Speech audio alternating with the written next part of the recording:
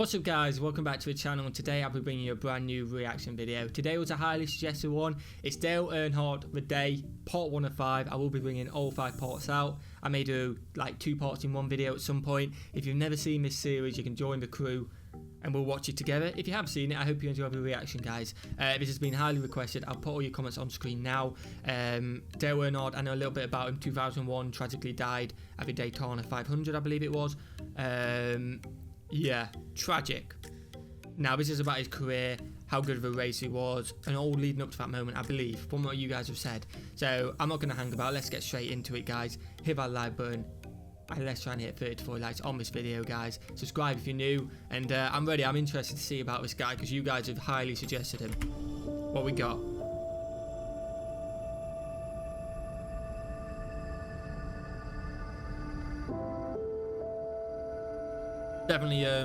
Definitely starting off with that emotional vibe, and just setting it from set. This isn't going to be a happy ending, and a bit of a sad show. So, but I'm assuming he's had some amazing career highlights throughout his career before there, so there will be some joy in there, I'm assuming.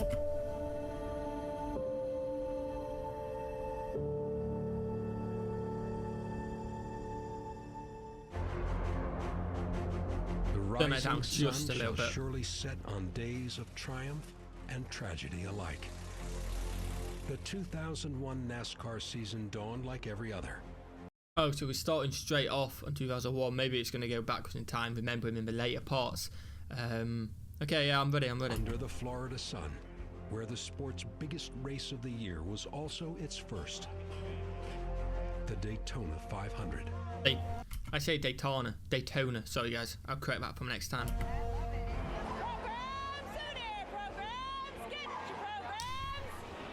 Yeah, I tell you what, it's absolutely fantastic seeing this as well. Just seeing what the day's like, comparing it to like a British sport. You'll have the same thing, people trying to sell programs at a soccer game, stuff like that. It's nice to see that a bit, everyone packing to get through the turnstiles. Obviously it's a bit different with COVID now, but it's great to see. Not too different to British traditions going to a game. If Daytona was NASCAR's seat of power, one man sat at the head of the table, Dale Earnhardt.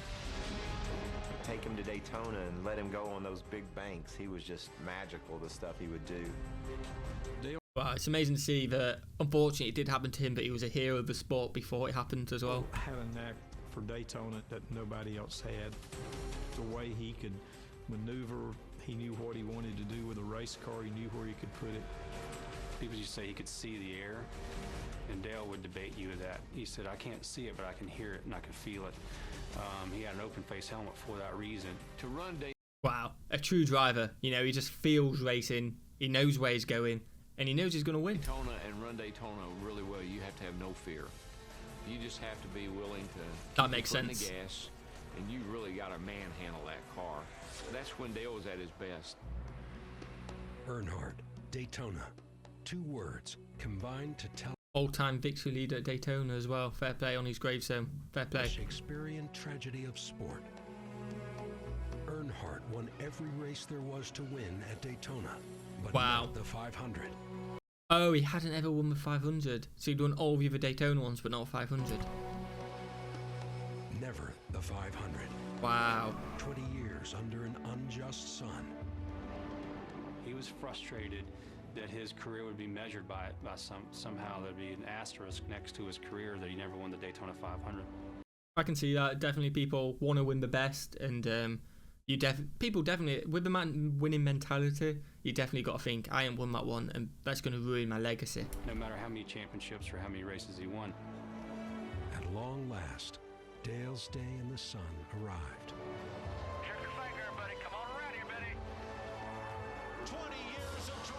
Fair play.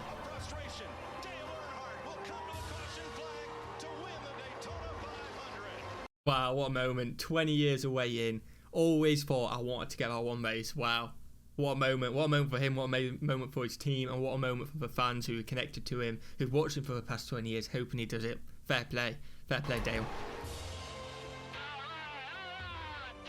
I love that as well. Celebrations. Think about moments, and I still can see all those people lining up down the pit lane. Wow, that's amazing though, isn't it? Everybody knew what it. That just shows a true respect no other driver gets it like that, I imagine. I imagine they don't get as much respect, as much happiness from other crews, other fans, anyone like that. It just shows what he's done for the sport for 20 years, and everyone just knows what a big moment it is for him and for them as well. Fair play, that is huge, huge respect. To him, and they honored him that day. What a legend. Everyone knew that it took 20 years of hell. So when he did triumph, it was a weight lifted. It also shows never give up, guys. If he'd have given up and retired, he'd have never done it. 20 years is a long time to be racing, and fair play to him. Never give up, guys, with anything. It was like there was a 12-year-old kid there. You know, that's what he sounded like. He was just so happy and so relieved. That's what you love to see. To just celebrate this great event that he had been talked about not winning for so long. It was a big deal. That trophy right there, my name's on it now. They can't take it off. My car's going in Daytona, USA. I don't care. I love it. I want it to be there. I took me a little spin in the grass so I get the good out of it. Love that as well. Sorry for pausing too much, guys, but I want to get my opinion across while watching this. You can only watch it once at the end of the day and give a true reaction first time. But I just want to say, it's amazing how sport can give such emotions and such feelings to anyone, no matter how long you've been in it, no matter what. You always get that emotion if you've got the passion for the sport, and I love that. You could see it in his face. You could see it in his demeanor. It meant everything to him that everyone said it was supposed to mean. From that moment on, he was right with the world, it seemed. Love that. Absolutely love that. In 2001, when we were sitting doing an interview, I'm the happiest I've ever been in my life. Oh, it's such a shame, because obviously 2001 was the bad year. But at least he was happy. At least he'd achieved what he wanted to achieve. I know he'd wanted to achieve more in his life, but at least he'd got that win. It means, I know it sounds very silly to say at least he's got a win, but you can see how much it means to him as well, 100%. How do you feel about Dale Earnhardt? A lot better today than I did several years ago. Wow, 2 days before. Because of family, because of my life, because I think I'm a better person than I used to be. I got it all right now, Daryl. I got it all. No, you really do. I'm a lucky man. I have it all. And again, it just goes to show no matter how lucky you are, never take your life for granted. He's not. I'm not saying he is 100%. He's happy. He's admitting he's happy, and it's fantastic that he was happy. But anything can happen in life, and you've just got to try and live it to the full as you can, most full potential, and be as happy as possible. And wow, what a guy. I'm falling in love with this guy. I really am.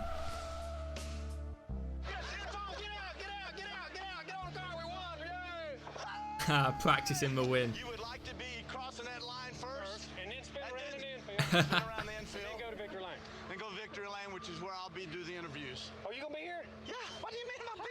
Fox brought their A-team in here, babe. 2001, the day of the Daytona race. 2001 was the start of a new era in NASCAR. For new broadcast partner Fox Sports, Dale Earnhardt was the key to success. It seems quite mental that it's weird, because sometimes you get these tragic deaths and it happens to a mid-pack guy and it's still absolutely tragic, but for it to happen to the hero of the sport as well, Fox News, they just come in and they were focusing on this guy. It just builds it up so much more. Don't get me wrong, anyone else is still being just as traffic, but it's mad how the one guy everyone was focusing on, it happened to such a shame. Such a shame. Dale's key to success was Richard Childress, his car owner and closest friend. We had a whole lot in common. We raced our way up. We worked our way up to what we got. Nothing was ever given to either one of us. Love that. We had a Work bond your way. and trust in each other that I think that most men do not have. After several injury-plagued seasons, Dale was finally healthy and a favorite to win his record 8th season title. What people don't remember is So yeah, he won 7 championships. I do remember that, with Jimmy Johnson, and I can never remember that third guy. Let me know in the comments, guys. I'm so sorry, because you guys will be fans of that third guy. And I don't know why, maybe because I've reacted to Jimmy Johnson. Obviously, Dale is a very prominent figure, what you guys comment. I can't remember the third guy, but I will react to him and I will remember him eventually. Dale raced for about a year with a broken neck. He Wow, crashed at what Atlanta beast. early in the season, and it cracked a vertebrae in his neck. And because they said the surgery was risky, he didn't want to do it.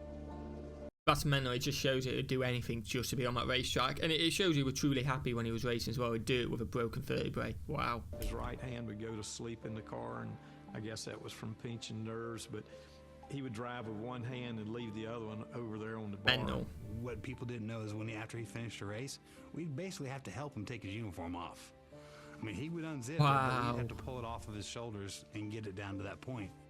It just shows how much of a true racer he really was. He did not get that surgery done until the season was over. And what they did was when they opened him up, there was a sliver of bone that had been chipped off that was wedged into his nerves. So he dealt with that for 8 months. That's incredible, man. Dr. Branch fixed his neck. He's now a new man. In 2000, we came back. I think we finished second in the points, only lost it by a few. And all we could talk about that winter between 2000 and 2001, I felt that we were as prepared to win the championship in 2001 as any year that we had ever been.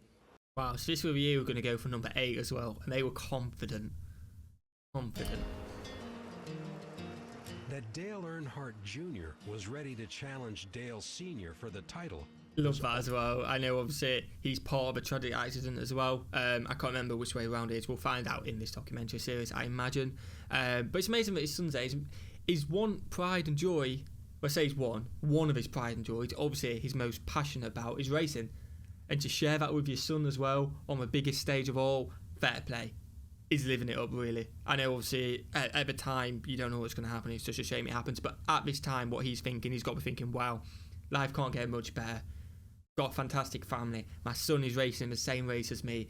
We're both doing something we're so passionate about, and I can imagine he was extremely happy at this time. All according to plan. His son drove for Dale Earnhardt Incorporated, the team his father had built with a focus on for his the own future. team as well. I don't think he did that just because he wanted to build something for Dale Earnhardt Jr. But I do think his belief in Dale Earnhardt Jr.'s talent had a lot to do with it. Love that. I ain't seen you in a while. Hey, Superman. Good job, man. Love that passion, fair play. Love the father and son bond. Can't beat it. And I remember Dale coming to me and he said, I'm the envy of all the dads in the garage. And he just thought that was the coolest thing. And Dale Jr. won his first cup race in Texas. And part of my responsibilities was being in charge of Victory Lane. So of course I'm very excited. I have the Budweiser towel and the hat and I'm ready to run up to the car. And this giant hand grabs me and essentially throws me to the ground. So on national television, there's this red blur and Big E going right past and getting in the car. Of course. It just shows again he's so passionate and happy for his son because his son's doing his passion. I love this. It's a fantastic series. Thank you so much for suggesting this, guys. Of course, that was cool. And now here's the big man himself, Dale Sr. The picture of him squeezing his neck at the All-Star race is a dear picture to me because he just really loved the fact that his boy could do the same things that he could do on the racetrack. Well, that is the end of the video, guys. I will be reacting to the other parts 100%. Let me know how you want me to do it. Do you want me to do part 2 and 3 together or something like that? I'll check how long they are. I imagine it's going to get a lot more dramatic. I imagine it's going to also find out some fantastic stuff about Dale Earnhardt and his son, potentially. Wow. Fantastic. That part 1 has really got me going. I cannot wait for the other ones, guys. Thank you so much for suggesting it. I hope you guys have a fantastic day. Let's try and hit 30 to 40 likes on this video. Subscribe if you're new. And I'll see you in the next one. Peace.